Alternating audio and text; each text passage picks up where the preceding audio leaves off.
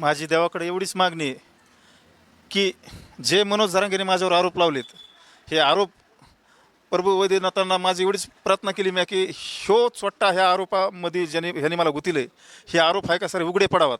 आणि जसं एक दिवस निसर्ग कोपणार आहे, ह्याने एवढं पाप केलेलं आहे आणि ह्याचा पापाचा घडा आहे का माझ्या माध्यमातून भरलेला आहे. कारण कुठंतरी मी ह्याच्यासाठी भरपूर केलेलं आहे. ह्याने मला नांदेडला पाठवलं होतं तलवारी आणायला, मी 50 तलवारी घेऊन आलतो. तर आमचा कटकुट शिरला कोपर्डीच्या आरोपीला मारायला अहिल्यानगरमध्ये.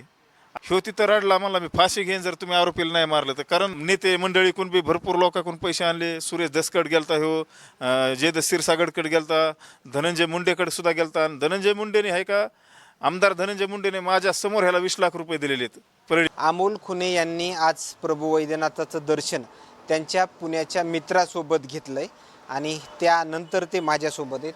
अमोलजी, परळीमध्ये आलात, वैद्यनाथाचं दर्शन घेतलंय, काय देवाकडं मागणं मागितलंय? माझी देवाकडे एवढीच मागणी आहे की जे मनोज जरांगेने माझ्यावर आरोप लावलेत, हे आरोप प्रभू वैद्यनाथांना माझी एवढीच प्रार्थना केली मी की ह्यो चोट्टा ह्या आरोपामध्ये ह्याने मला गुंतले, हे आरोप आहे का सर उघडे पडावात. आणि जसं मला ह्याने गुंतलं, ह्याच्या भावनेतून जेवढ्या मराठा बांधवांनी आत्महत्या केल्या असतील, कितीतरी माऊल्यांचे कुकू पुसले गेले असतील, ह्याला जिम्मेदार हे होय. आणि ह्याला मी वैद्यनाथ नगरीतून सांगतो परळीच्या की ह्याची शिक्षा आहे का परमेश्वराने द्यायला पाहिजे 100%. आणि 100% आहे का काळ कुणाला सोडित नाही. कारण आती तिथं माती आणि निसर्ग एकदा कोपला तर कुणाला सोडित नाही. आणि 100% ह्याच्यावर आहे का एक दिवस निसर्ग कोपणार आहे. ह्याने एवढं पाप केलेलं आहे आणि ह्याचा पापाचा घडा आहे का माझ्या माध्यमातून भरलेला आहे. कारण कुठंतरी मी ह्याच्यासाठी भरपूर केलेलं आहे. आता मी प्रत्येक बाईटमध्ये सांगतो, एक काळ असा होता, ह्याने मला नांदेडला पाठवलं होतं तलवारी आणायला, मी 50 तलवारी घेऊन आलतो. तर आमचा कटकुट शिरला कोपर्डीच्या आरोपीला मारायला अहिल्यानगरमध्ये केडगावमध्ये एका मित्राच्या तिथं. मी 50,000च्या तलवारी आणल्या. ह्यो तिथं रडला, म्हणला मी फाशी घेईन जर तुम्ही आरोपीला नाही मारलं तर. कारण नगद नारायणाच्या गडावर आम्हाला मोठी एक सभा घ्यायची होती आणि त्या सभेमधून ह्याने बुकं छापले होते. त्या बुकाच्या नावाखाली बी भरपूर पैसा गोळा केला. नेते मंडळीकडून बी भरपूर लोकांकडून पैसे आणले. सुरेश दसकड गेलता, जयदत्त क्षीरसागरकडे गेलता, धनंजय मुंडेकडे सुद्धा गेलता. आणि धनंजय मुंडेने आहे का, आमदार धनंजय मुंडेने माझ्या समोर ह्याला 20 लाख रुपये दिलेले आहेत परळीमधून. 2016ची गोष्ट ही. आणि ह्यो जर खरा जर 96 कोळी मराठा असन आणि खरा जर खानदानी पाटील असन, ह्यो तर पाटील नाही हे मला पक्क माहिती, ह्याने आहे का माझ्या प्रश्नाचे उत्तर द्यावात. कारण ह्याने मला 3 महिने आता विनाकारण जेलमध्ये घातलं. फक्त ह्याला आहे का, ह्याला आणि ह्या छोट्या टीमला अमोल खुनेच बाप भेटलाय. आणि ह्यांना हे अंधारातून बी म्हणतात बी बऱ्याच लोकांना म्हणतात की अमोल खुने आम्हाला खरं बाप भेटला. कारण आत्तापर्यंत आमदाराला, खासदाराला, मंत्र्याला टार्गेट करतो, उलटं सुलटं बोलतो, जे नाही ते खालच्या पातळीचं बोलतो. पण आता मी कुठंतरी ह्याला बाप भेटलो, त्याच्यामुळे आहे का ह्याला बोलायची आहे का हिंमत नाही माझ्यावर. अमोलजी, खरं तर तुम्ही परळीमध्ये आलायत. जरांगे पाटील नेहमी म्हणतात की धनंजय मुंडेंनी तुम्हाला बोलायला लावलं. मात्र परळीमध्ये आल्याच्या नंतर देखील वेगळ्या चर्चा पाहायला मिळते. मात्र त्यावर तुमची काय प्रतिक्रिया? मग मला जर धनंजय मुंडे बोलायला लावते तर मग तू प्रूफने सिद्ध कर ना. होऊन दे ना तुझी माझी नार्को टेस्ट, SIT, ED फिडी काय जे असन त्या साऱ्या चौकशा होऊन दे. मग तुला कोण बोलायला लावतंय ह्याच्यात तू उघडा पडशील. आता मला सारं माहिती, पण मला कसं माहिती का, त्या गोष्टीत मला जास्त म्हणजे बोलायला नाही लावायला पाहिजे. मला माहिती ना कुणाला बोलायला तुला कुणी सुपाऱ्या दिल्यात, काय केले, सारं मला माहीत असते. कारण इकडं बघ, मी एक असा माणूस आहे, मला काहीच घेणं देणं नाही कुणाचंच.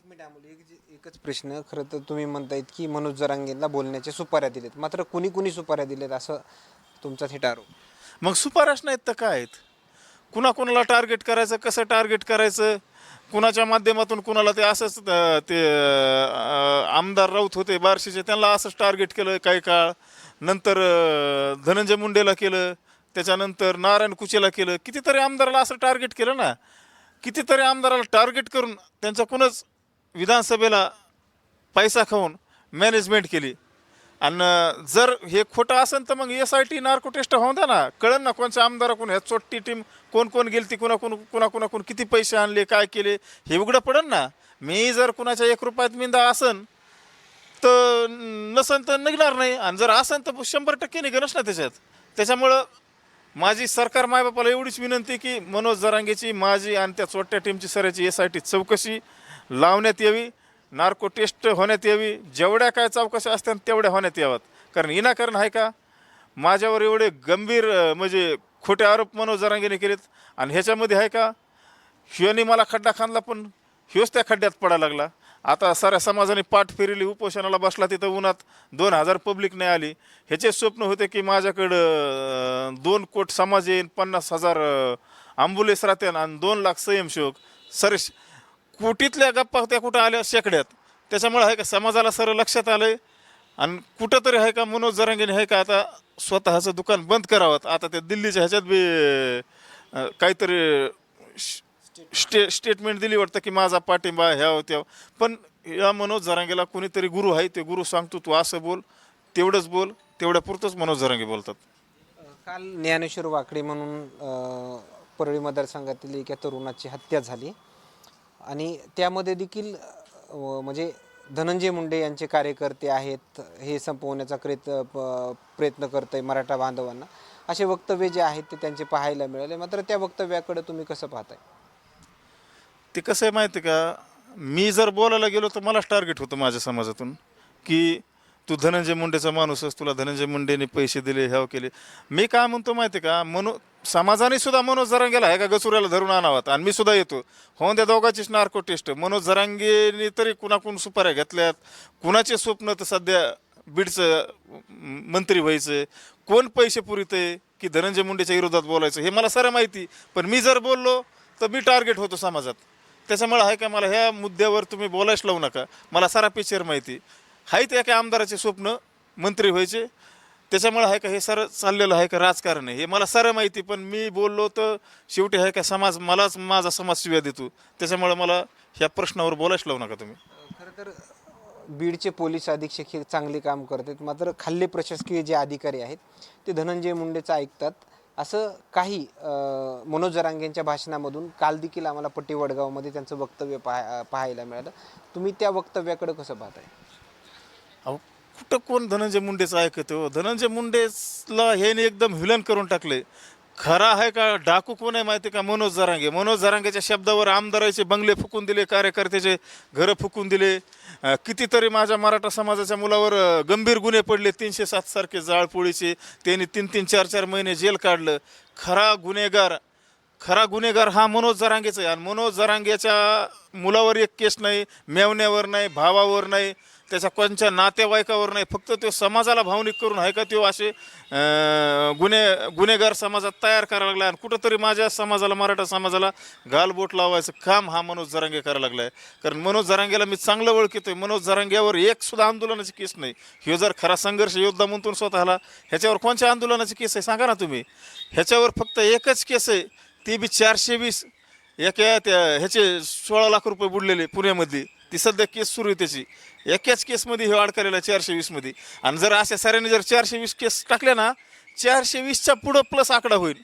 कारण हे एवढा भामटाईन एवढे ह्याने लोकांचे पैसे बुडलेले ते. काल ज्या ज्ञानेश्वर वाकडेची हत्या झाली त्या कुटुंबांच्या सांत्वनपर भेटीसाठी धनंजय मुंडे जाणार होते.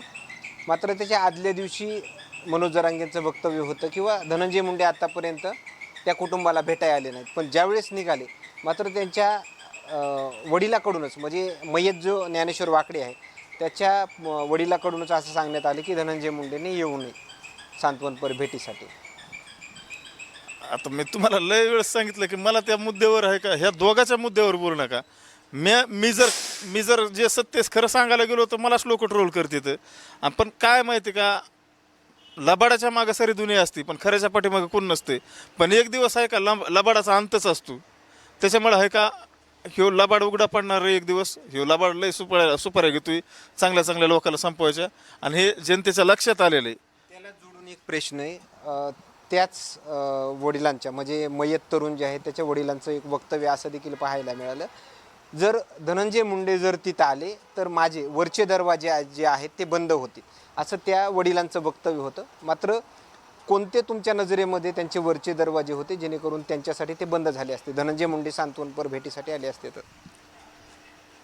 आता लय आपल्याकडे बोलायला, पण मी तुम्हाला 2 ते 3 वेळेस सांगितले मला ह्या मुद्द्यावर बोलायच लावू नका. कारण मला तर असं वाटतं धनंजय मुंडेचं तर काय असं काय काय वाटतंय मनोज जरांगेला, की वरून सुद्धा सांगतोय की तिथं धनंजय मुंडेला येऊन देऊ नका.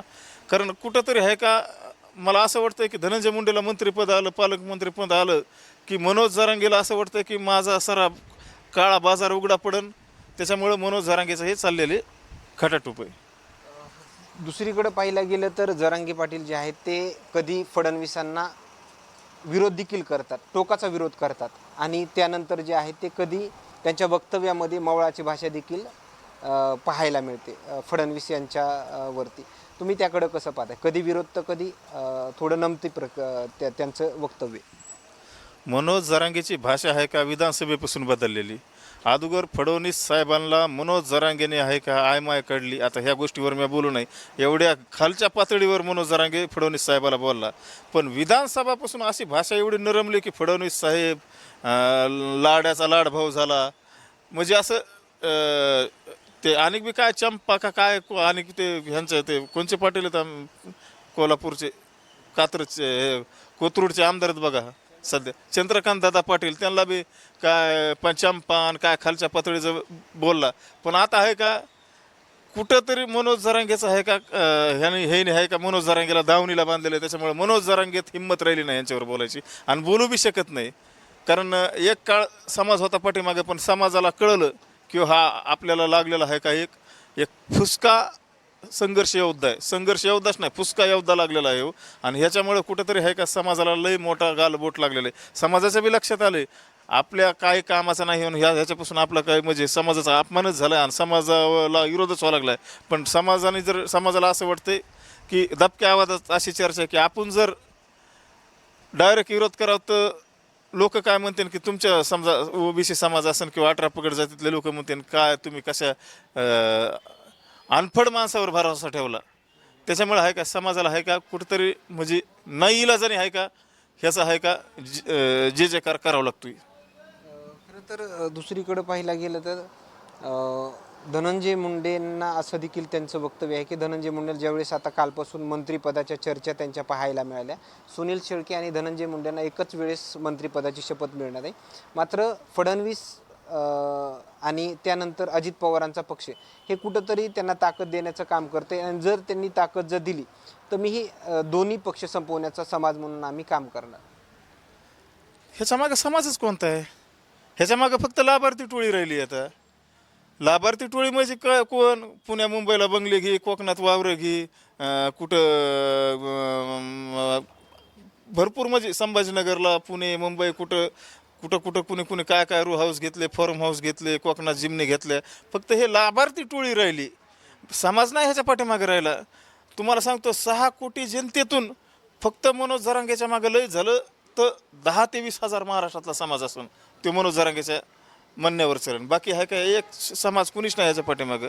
ह्यो काय समाजाचा मालक आहे काय की ह्याला पाडायचं त्याला पाडायचं मी बघून घेईन आणि ह्याव करीन? ह्याच्या मागं समाज नाही काय नाही. ह्याने आहे का त्या भरमात राहू नये आणि ह्याने आता कुठंतरी ह्याची दुकान बंद करावं, ह्यो उघडा पडायला लागला आता सर.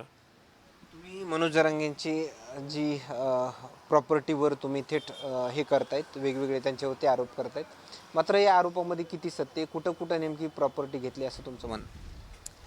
मनोज जरांगेने माझ्यावर आरोप केले ना. मी कुठं ह्याच्याकडं लय 2 दिवसाचा घाबाड होतं ना, लय मोठं घाबाड आहे पोराकडं. मग आता मी सर बाहेर काढणार आहे, मग काढणं बाहेर. आता मी आलो ना, झालं 6 महिने बाहेर आलेलो आहे मी. आता सुपारीत तर कुठं काही सिद्ध नाही झालं. काढ ना ते घाबाड, त्याचं रेकॉर्डिंग तुझ्याच काढ ना, त्या कसा कुणाला मॅनेज झाला, कसं कुणाला काय बोलत होता, काय करीत होता, काढते घाबाड. धनंजय मुंडेंना जर मंत्रिपद मिळायचं लागलं आणि जरांगे पाटलांनी जर रस्त्यावरची लढाई जर चालू केली तर मात्र तुमची त्यानंतरची नेमकी भूमिका काय असणार? माझी भूमिका इकडे बघा, ज्याच्या त्याच्या ह्याने ते मंत्री पद भेटन किंवा नाही भेटन ह्याचं मला काय घेणं देणं नाही. पण मनोज जरांगेच्या पाठीमागे आहे का रस्त्यावर उतरायला आज समाज तयार नाही. धन्यवाद. खरं तर येत असलेल्या प्रतिक्रिया, आणखीन काही नवीन अपडेट्स मिळतील का हेही पाहणं तेवढंच महत्त्वाचं ठरणार आहे. मात्र जरांगे पाटील यांच्या विरोधामध्ये जेवढे अमोल खुने आक्रमक होते, आत्ताही तीच आक्रमकता त्यांची पाहायला मिळते. कॅमेरामॅन उमाकांत फडसोबत सचिन मुंडे, सूरज मीडिया, बीड, परळी.